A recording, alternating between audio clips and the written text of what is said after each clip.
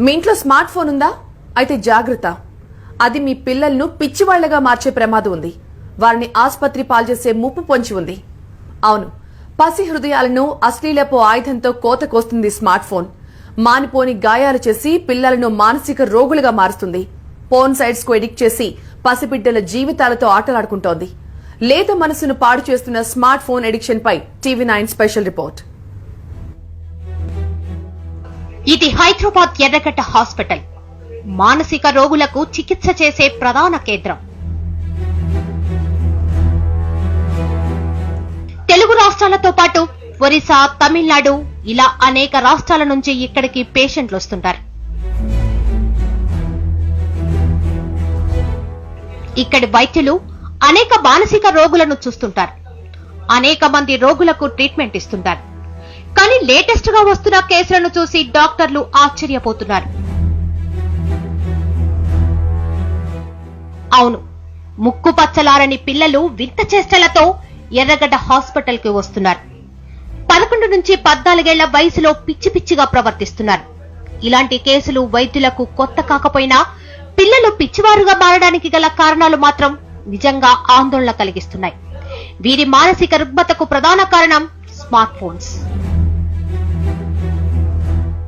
ప్రపంచాన్ని అరచేతిలో చూపించే స్మార్ట్ ఫోన్ టీనేజ్ పిల్లలను అశ్లీలానికి అలవాటు చేస్తున్నాయి.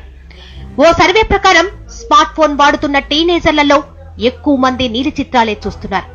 ఇంటర్నెట్ లో పోర్న్ సైట్స్ కు కొదవలేకపోవడంతో అవి పిల్లల బుర్రలను పాడు చేస్తున్నాయి. గంటల తరబడి అదే వ్యాపకంలో ఉన్న పిల్లలు ఒక్కసారిగా స్మార్ట్ ఫోన్ దూరమైతే పిచ్చివారుగా మారిపోతున్నారు. మానసిక అస్థిరత్వానికి గురవుతున్నారు.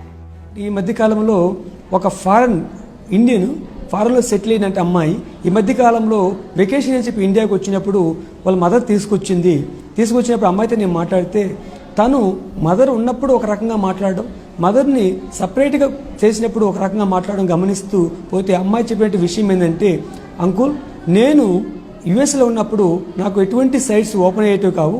నాకు ఒక ఐడి ఉండేది. ఐడి నేను అప్లోడ్ చేస్తే కానీ నా సైట్స్ నా ఏజ్ ప్రకారం ఓపెన్ అయ్యేది. అదే ఇండియాలో అయితే నేను అన్ని సైట్స్లో ఓపెన్ చేయగలుగుతున్నాను. నాకు ఇప్పుడు ఇటలీలోను, జర్మనీలోను, జపాన్లోను కొన్ని కమ్యూనిటీస్తో నాకు మెంబర్షిప్ ఉంది, అసోసియేషన్ ఉంది. ఆ కమ్యూనిటీస్కి చాలా రకాలైనటువంటి యాక్టివిటీస్ ఉంటాయి. ఒక వీక్లీ యాక్టివిటీస్, డైలీ యాక్టివిటీస్ అనేటువంటి యాక్టివిటీస్ ఉంటాయి. ఇలాంటి కేసులు బాగా ముదిరిన తర్వాత తల్లిదండ్రులు గుర్తిస్తున్నారు. ఆ తర్వాత వైద్యులను సంప్రదిస్తున్నారు. అయితే స్మార్ట్ ఫోన్ వినియోగం, ఇంటర్నెట్ సౌకర్యాలు అందుబాటులో ఉండడం, ఏది కావాలన్నా అందులో లభ్యమయ్యే తీరే ఈ పరిస్థితికి కారణమంటున్నారు వైద్యులు. స్మార్ట్ ఫోన్ బారిన పడి ఎర్రగడ్డ హాస్పిటల్ కి వస్తున్న వారి సంఖ్య రోజు రోజుకు పెరిగిపోతుందని చెప్తున్నారు వైద్యులు. ఈ మధ్యకాలంలో మేము ఇట్లాంటి కేసులు చాలా చూస్తున్నామండి. చిన్నపిల్లల్లోనూ, టీనేజర్స్లోనూ ఇలా ఈ మధ్యకాలంలో స్మార్ట్ ఫోన్స్ వినియోగం ఎక్కువ అయిపోయింది కదా. అందులో చాలా సైట్స్ యాక్సెసిబుల్గా ఉంటాయి వాళ్ళకి.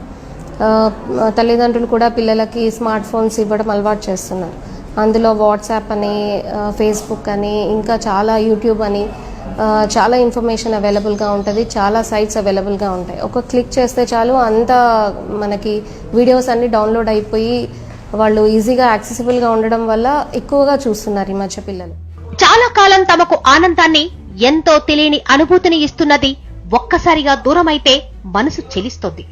అది దూరం చేసిన వారి మీద కోపం తారాస్థాయికి చేరుతోంది. ఇప్పుడు పిల్లల్లో కూడా అదే చూస్తున్నామంటున్నారు సైకాలజిస్టులు.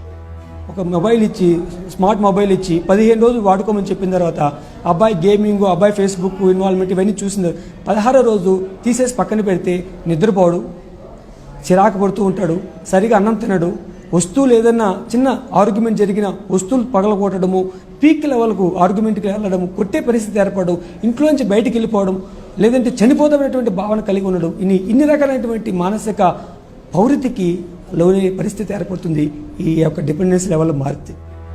పిల్లలకు ప్రేమను పంచడంలో తప్పు లేదు. కానీ వారు అడిగిందల్లా ఇచ్చేటప్పుడు జాగ్రత్త పడకపోవడం మాత్రం ముమ్మాటికి తప్పే. స్మార్ట్ ఫోన్లో వీడియో గేమ్లతో పిల్లలను మానసిక రోగులుగా తయారు చేస్తుంది కూడా తల్లిదండ్రులే అన్నది వైద్యుల సలహా. పేరెంట్స్ జాగ్రత్తగా ఉంటే మీ పిల్లలు జాగ్రత్తగా ఉంటారని సూచిస్తున్నారు వైద్యులు.